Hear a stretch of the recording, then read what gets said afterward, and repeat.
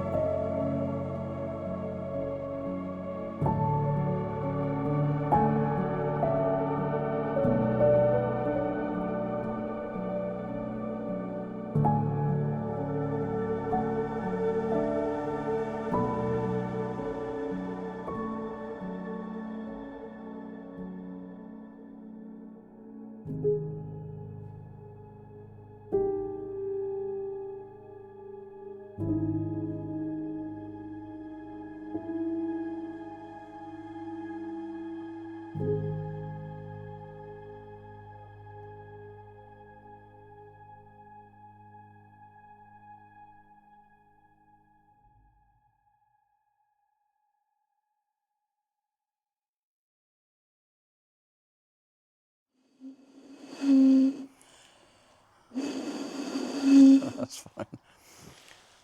How many of us have ever messed about doing something silly like this? But have you ever wondered what produces the sound? Well, it's a scientific phenomenon known as Helmholtz resonance, and it's where the air flowing over the top of the bottle briefly compresses the air inside of the bottle. Now the air inside of the bottle, being springy, pushes back up against the air flowing over the top. This produces an oscillation, and the rate of oscillation determines the frequency of the sound we hear.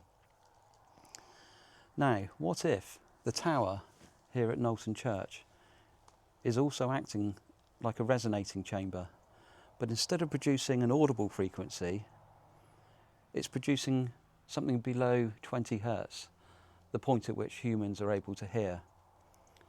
Now at 18.98 Hertz, the human eyeball will vibrate, and the rod cells towards the outer and back part of the eye are stimulated into thinking that we're seeing something that actually isn't there. Now, using complex monitoring equipment, we're hopefully going to find out what frequencies are prominent here, and we'll bring you the results at the end of the video.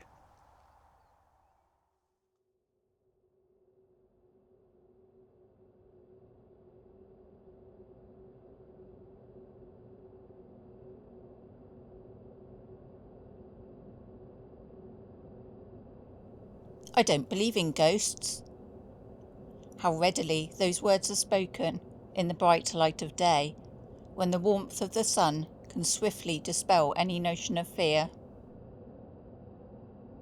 But when the sun goes down and darkness descends, those same words do not spring so easily from the lips.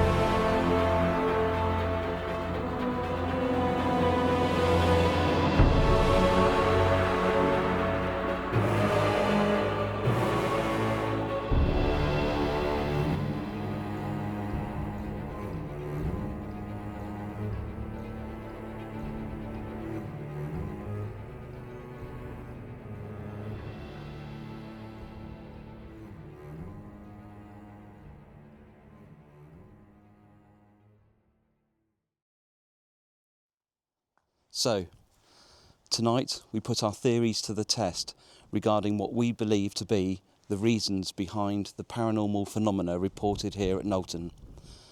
Not least of which is our theory that the presence of infrasound may be playing a part. More about that in a short while, but right now let's go over and see what Lisa's doing. So Lisa, what's going on here then? I'm putting this gadget. We've messed this up so many times, folks. So what is it? So I'm putting this vibrational data logger. This vibrational data logger in this clamp to measure localised vibrations in the ground. Right, okay. Right, and we should mention that we're actually in the area where the Phantom Horseman is supposed to ride through. So we're not expecting this data logger to pick up any phantom hooves, but we are wondering if there's any geological phenomena like underground water that could be causing vibrations that people have mistaken for horse hooves. So we're just gonna let it run. Could you set it going, Lise? Yeah.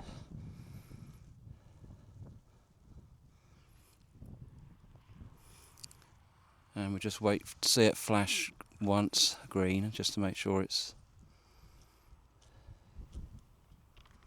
There we go. Okay, we'll give this a wide berth so we don't create any false positives, and we'll come back to this later on.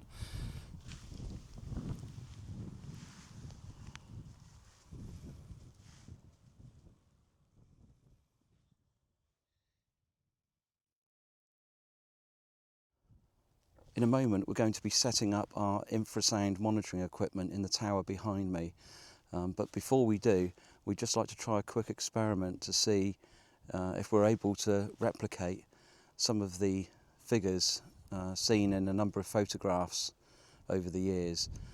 We believe that these are just light anomalies, and we're going to try and recreate one of them through this window using a torch and placing a light inside of the tower to be viewed from the outside to see if we can see any faces in the top two windows, which we believe are just marks in the stonework. So let's give that a go.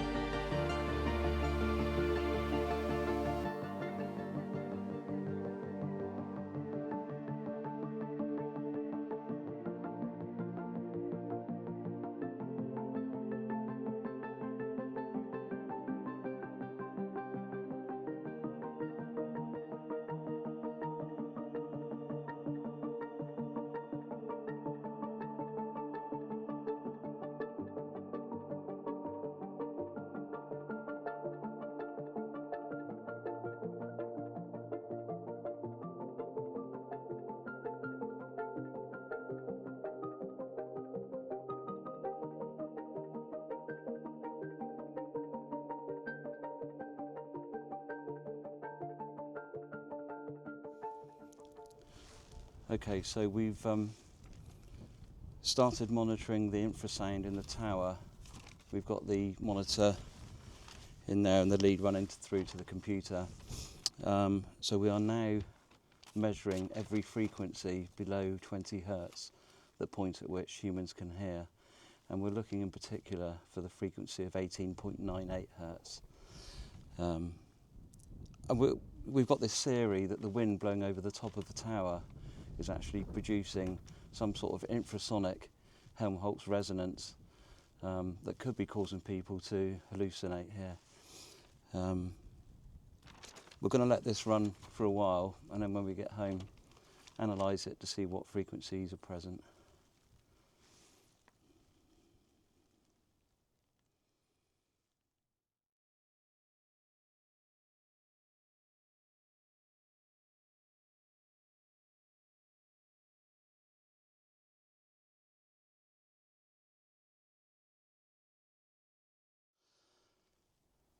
Prior to starting the infrasound monitoring, we've set up the mel meter with the EMF function set to record, so that we can record any spikes in EMF in real time and just see what they are.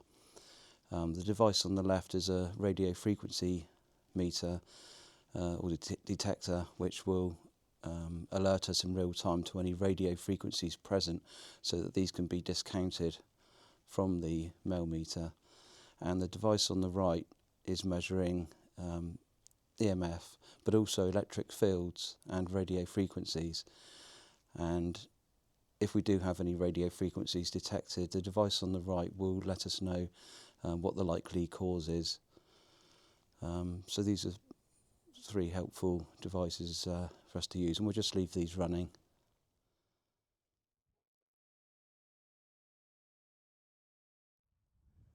Beneath the tripod that's holding the EMF meters, we have an EDI plus meter. This meter also records EMF, but also temperature, humidity, air pressure and vibrations.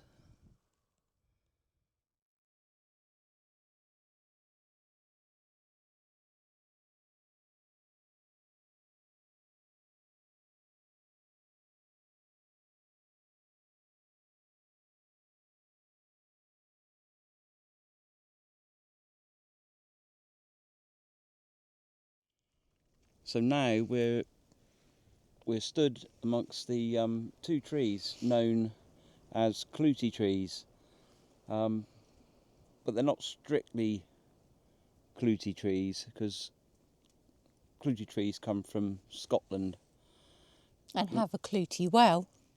and have a Clootie well. Don't they? They used to dip strips of cloth in the well to treat ailments, bathe the ailments, and then hang them on the trees. And when they were disintegrating, the ailments were supposed to Sort of dissolve or disintegrate. They were supposed to get better. Yeah. But it dates back to pagan times, and they used to say prayers and make wishes and attach them to the strips of cloth, and they used to tie them onto the yew trees. And when the cloth disintegrated, then the wishes were supposed to come true. But these days, they just tie ribbons and mementos. Yeah, these aren't biodegradable, these trees, and we have to say, we mean no disrespect to any of the living or the people who've departed who are commemorated here. We just thought it would be nice to show you, because it is quite a beautiful site actually. We'll put some B-roll in just to show you some of the other ribbons. It's it's a special place. Quite spiritual. Yeah, and like we say, we mean no disrespect whatsoever. We will be leaving a voice recorder here for a short while. If there are any spirits who wish to leave a message for anybody, please feel free to do so.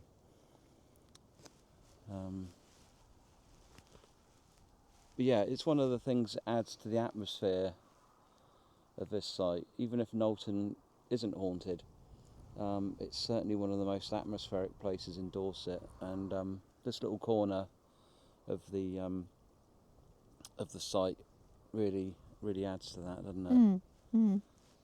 Yeah. Especially at night time.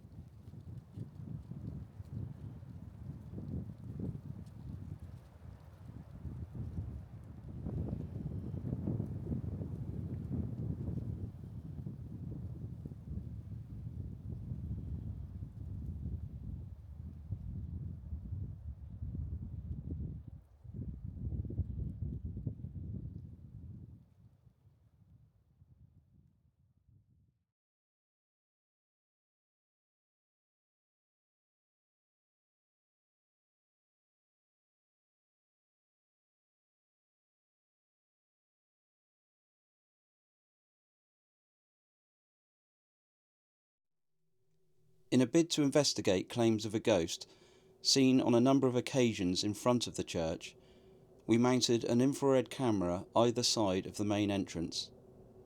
Some people who have allegedly seen the ghost say it was kneeling in the area close to the entrance, and others also claim the figure resembled a praying nun.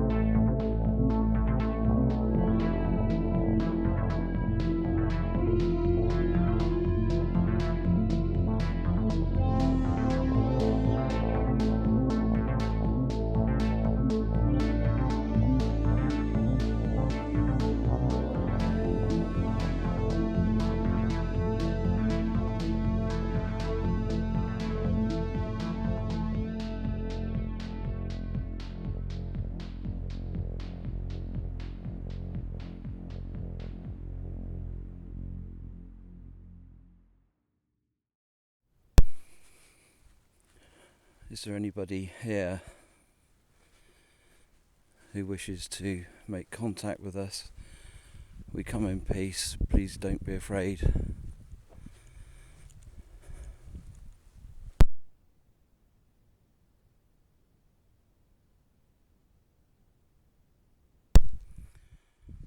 Is there anybody who has a message for us?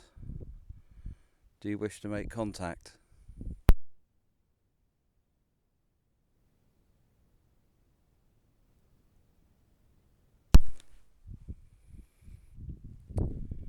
Maybe the person who prays here, I'm stood outside the church entrance now, is the person who has been seen praying here, wanting to leave a message.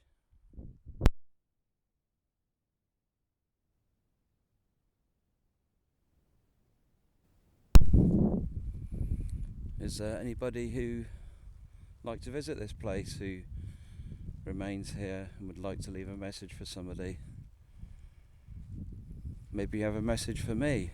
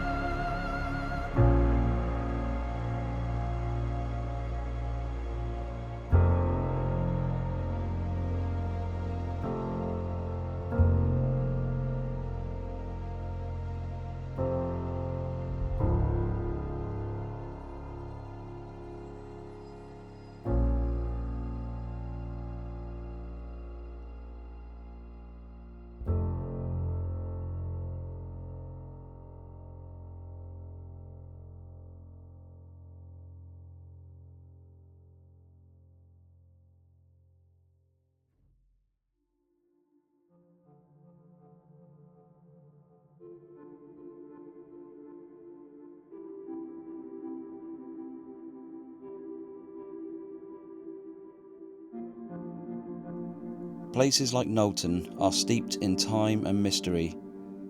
Over the decades, even centuries, imagination fuels fireside discussions that become embedded in myths and even legends in their own right. Is that what is really happening here at Knowlton? Or is there actually something just beyond the reach of our understanding at play? We feel we have offered an entirely plausible explanation for the alleged ghost seen in the church tower. Not so for our theory surrounding the phantom horseman. The jury is still out regarding our theory of infrasound caused by the wind blowing over the top of the tower being responsible for much of the other phenomena witnessed here over the years, at least for the next several months, until we complete a more detailed study. In time, maybe the truth behind the alleged phenomena here will be revealed. For the time being though, it remains as intangible as the atmospheric and eerie charm of this location, and the APRF's search for quantifiable evidence of the paranormal continues.